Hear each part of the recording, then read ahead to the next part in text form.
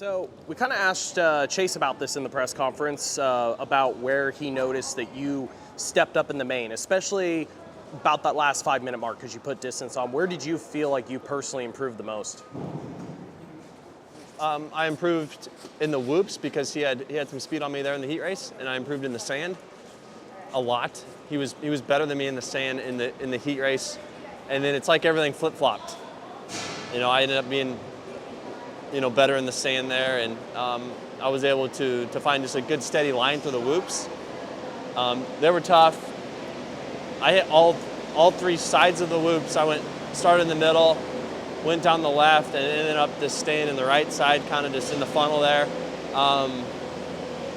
And just not missing the triple quad. That was another thing that he was better at in the heat race. So was able to clean that up, hit the triple quad every time in the main, and cleaning those things up obviously made the difference. I feel like in person, the triple quad to me was fairly impressive. Not as much maybe the distance, you didn't have a rhythm afterwards, so there wasn't maybe a lot of fear of going long. The transition though, it looks so violent from first person view, watching guys from the side of that rhythm. Is it as bad as it looks from our standpoint? Yes, it was very steep. It was very steep, and you had to be so precise. If you were short, you didn't want to go for it. And if you went too long, you'd bottom out your fork on the ramp because that's how violent and steep the thing was. So it was technical. I cased it once really bad in practice. I'm like, gosh, we have to jump this thing the whole day, but it's the way it goes sometimes. So I know you say you haven't made really much bike setup changes or anything. First 2 rounds, when you go out and have really convincing wins, when you ride away from the field or have just overall more speed than your competitors, feel like you don't learn as much per se.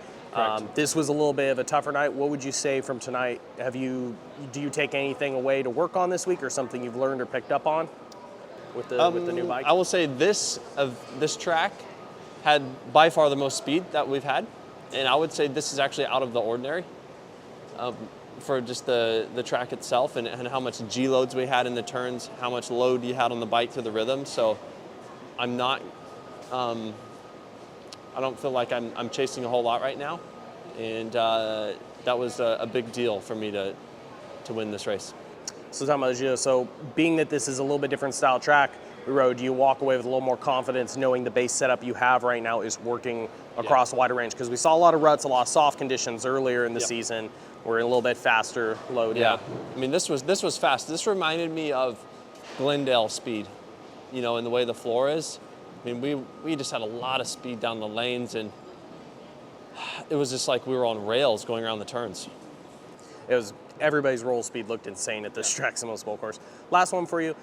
It's a little bit of a carryover from last year, but we've seen your starts improve so much compared to years past. Whatever really brought that about? Did you and the team sit down and work on the power delivery? Is it straight down to being back on a cable clutch? Was it something you personally worked on? Is it mapping repeatability? Where did these amazing starts really get birthed from? I can't tell you guys anything. I'm not going to give you anything on that. It's just magic. Yeah, it's just magic at this point. Got to keep a little secret in your back pocket. I'm not going to spill all the beans.